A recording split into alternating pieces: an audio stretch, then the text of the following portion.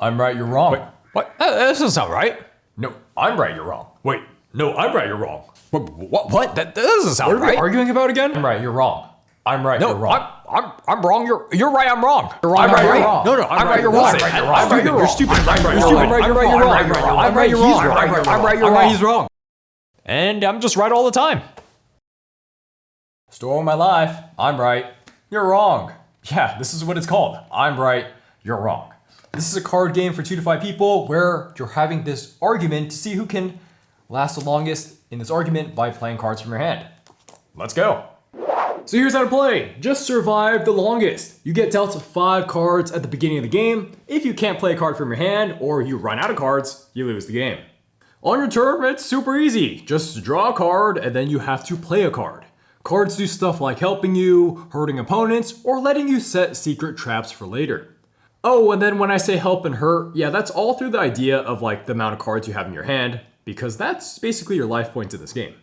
Yeah, that's it. You just go clockwise around the table, playing cards from your hand, until one guy is the last person left standing with cards in their hand. Yeah, and I guess they have like the biggest ego left after arguing, because they have cards in their hand. Don't argue. Right, so here are all the right pros for a game that's called I'm Right, You're Wrong. So the game is stupid easy to learn as we just covered in the pros, and the rulebook does a decent job of just getting you up to speed on everything.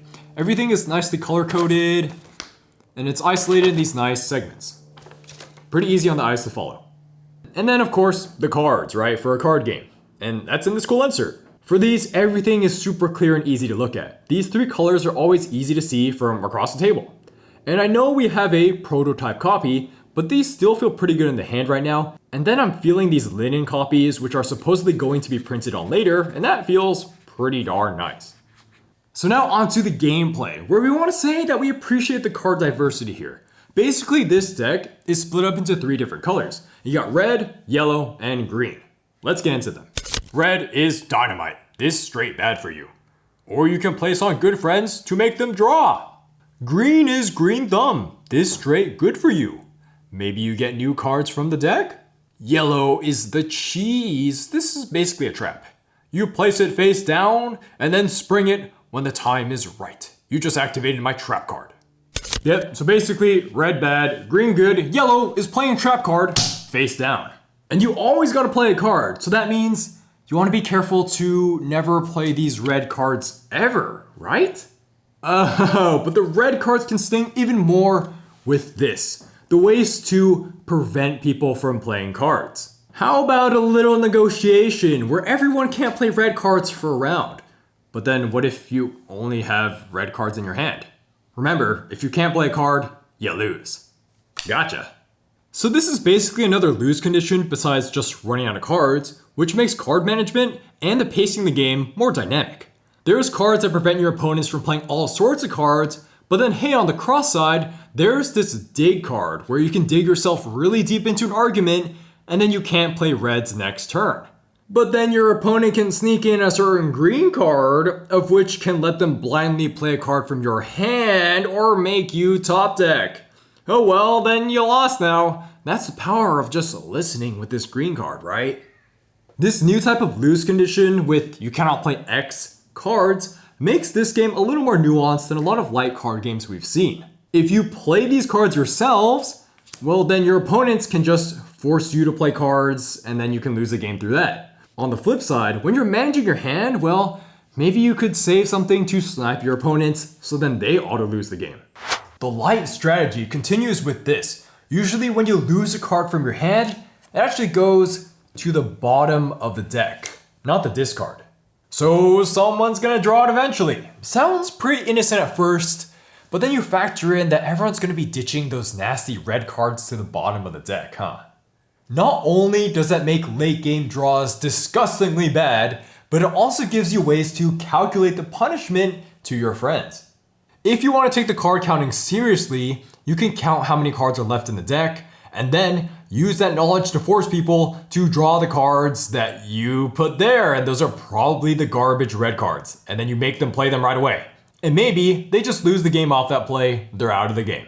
This is all the case because you don't reshuffle your discard pile into the deck once your deck runs out. So 1, this puts a timer on the game, and 2, it means that when you return a card to the deck, well, someone's gonna draw it right away, so you can use that to mess with your opponents. If it wasn't obvious already, this game's red cards just facilitate a lot of lighthearted interaction among your friends. There's all sorts of ways to mess with them, from, fake ceasefire that I'm gonna disarm your traps, or you can just blindly swap cards with their hand. Then there's my favorite from Uno, the reversing play direction to spice it up. And then you can be nice. You can just let your friends draw cards as you fart in their general direction, because I guess that's fuel for them to make fun of you. As we wrap this up, this is a simple, goofy, and light game, and the cards just keep facilitating that as you smack them on your friends. So now it's time for the wrong part of I'm right, you're wrong, when we get to the cons. So the first thing is that the rulebook, while we were praising it on how it gets you into the game quickly, when you're actually playing, it was missing some clarifications when we held it up to our standards. So a big one for us was, well, when exactly do you lose the game? Is it during the middle of the turn when you have no cards in hand? Or is it at the end of your turn when you have no cards in hand? While this might seem like a very minor thing, there's a card for this that it actually matters for. So we just ruled it that if you have no cards in your hand at any time, you lose the game. The rulebook does have a nice terminology page and an explanation of all the cards, but it still needs at the very least a fact to answer quick questions like, do I have to trigger a trap when the condition is met?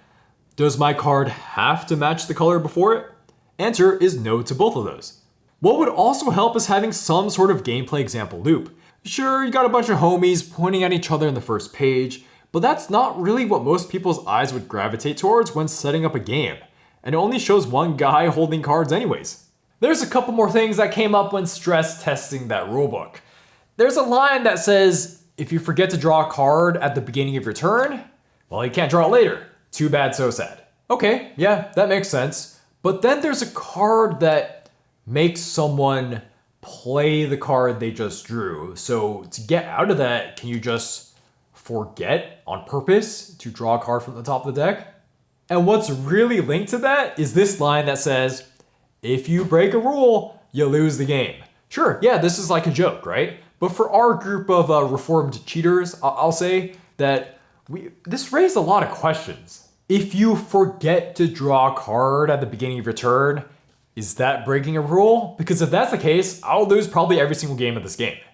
Honestly, these last parts of the rulebook are a little nitpicky, and we were just laughing about this the entire time. But maybe some more lines in the rulebook overall would help clear this muddiness. How about a line that says your opponents can always forcefully remind you to draw a card, and that would fix the problem. Now for the last con, this game is not 5 to 10 minutes as it says on the box, at least for bigger groups. See, games of I'm right, you're wrong don't end that quickly because you need some time to set up the killing blows, or more often than not, there's not many big ways to get clear advantage over your opponents, while you just set up a healthy hand for late game.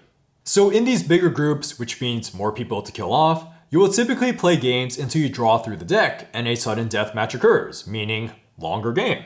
There is a variant to reduce the time length by dealing 3 cards instead of 5 to every player. But then that just raises your chances of having a poop hand and just reduces your play potential overall. So we don't really recommend that without a mulligan. That's it for the cons, now it's time for the nitpicks. The first one has to do with the traps. Specifically, the card that says, play dumb. So while this seems like a fun mind game, in practice, it doesn't really add much because traps as a mechanic aren't that nuanced anyways, including the counterplay against it. It would have been nice to see traps with abilities centered around removing them. Like, how about a trap that will explode after a while if not disarmed? Then you actually care about disarming traps. Instead, now you have a strong feeling that someone is playing dumb because they haven't touched their trap for 2 rounds, and you just ignore it. The next nitpick, which goes hand in hand where we talked about the game being a little longer, is where there's not many substantial ways to build advantage or make cool big plays in this game. There's only 2 big swings in this game. 1, where you just die from playing the wrong card, or 2, where you get in a fist fight and then you have to lose 2 cards from your hand because of your violence.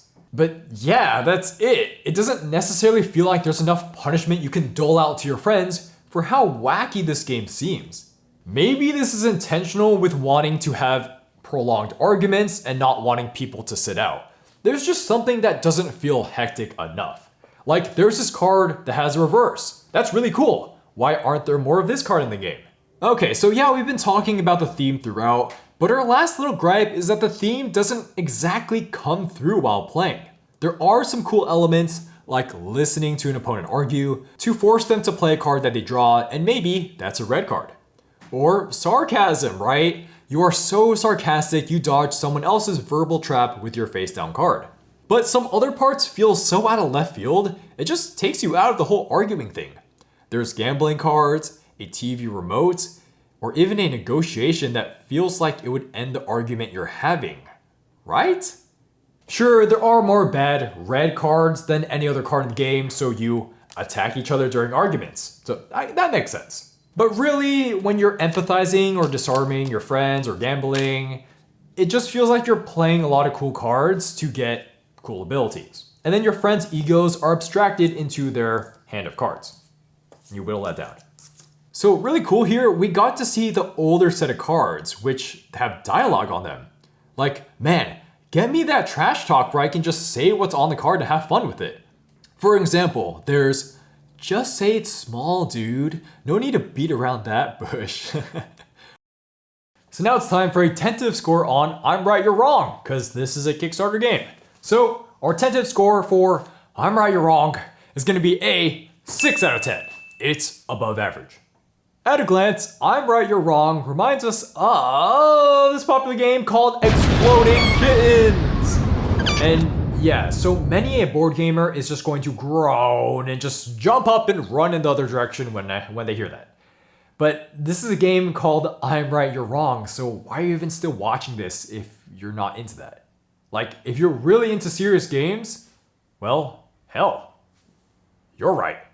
I'm wrong. Turn this off. Play something else. Watch something else. So yeah, this is clearly meant to be played with a more casual crowd. But there is that level of thinking which makes it a tier above Exploding Kittens. There's actually a decent amount of hand management that leads to the game not being pure mystery top decking, like Exploding Kittens. Like, you're manipulating the deck with your attack cards. That is something fresh. Actually, let's talk about the two-player now, where you can be a little more strategic in setting up your hands, setting up your traps, because there's only one deck and you're gonna draw through a lot of cards. So whatever you don't draw, your opponent's probably gonna draw. So yeah, you can count your cards and do some probability games there. This game is clearly meant to be absurd, and you don't play to win-win, rather you're going down with your friends, kicking and screaming while shooting out the nasty red cards. And then you can just sneak up behind your friends and instant kill them out of the argument when they can't play a certain card. Screw your friends, and try not to screw yourself too hard when you end up playing some red cards of your own. This is a game where the first person to compliment another person goes first. Wait, but then actually going first is not that good in this game because you lose cards faster. So just don't compliment each other at all, right? Right? No one's getting a compliment from me. No one here is getting a compliment. Right. So who goes first? I guess we're all just jerks to each other. I'm right, you're wrong. My personal score for I'm Right, You're Wrong is going to be a 4 out of 10. I have a below average time with it. Like, sure, I had some awesome time just having some lighthearted laughter, just farting at my friends with certain cards, or seeing what cheating you can get away with in this game if you can get away with it. Daniel was talking about this strategy where you could technically cheat and play cards that aren't supposed to be played face down in front of you, and well, no one could check those cards, right? Because if they look at your cards, they're cheating, so then they would lose the game, and then I guess you would lose the game at the same time, but hey, okay, this is just stupid, all right? This is the sort of vibe that this game has. It's just fun to think about stupid things. There is just the card synergies or combo potential that just isn't quite getting it up there for me. So yeah, the board gamer in me just wants more. Maybe event cards, asymmetric rolls, taking cards from the discard pile, so on and so forth. But hey, that's not what this game is trying to be, all right? The hand management is just enough to get me going, but unfortunately, I do start to lose a little bit of steam near the end of games. One last thing. So in the flavor text of the rulebook, it says, when egos are involved, right feels wrong and wrong feels so good? No, it doesn't. Dude, being wrong does not feel good. In an argument, what? That's I'm right, you're wrong, this lighthearted card game. Anyways, thank you to our patrons for making videos like this possible. We got Manuel G, Brian C, Clifford H, Aaron W, Max B, Bora, Jeremy MC, Charlie P, Quinton S, Sam S, Travis, Sir Alpha, Y, K, Brian T, Jeff Ellis, Brian, Matt G, Peter C, Spinner 71, Ryan J, Brian G, Tiamo Beard, Mark A, James M, Evan B, Charles B Jr., Josh J, Baspar, Rado, Sophie, Reiner Z, Colin Allen, Hudson T, Pearson B, Omar F, Mai, and Ethan P. And we also got 2 Mad Lads of Cardboard, we got ZL and Jeff L, and we got 1 right there. We also got 1 Mad Lady of Cardboard, we got Amy. Thank you guys so much. As always, we got our Patreon link in the description below. Join our Discord server through that. Play some games. Yeah, let's just hang out, man. Discord. Yeah. So remember to like if you like the analysis and jokes, and, well, subscribe. Doesn't hurt to subscribe, right? Press that subscribe button. Ding, ding, ding. I think it's over there somewhere. Yeah. Press, subscribe, red, flashing. Maybe it's gone now.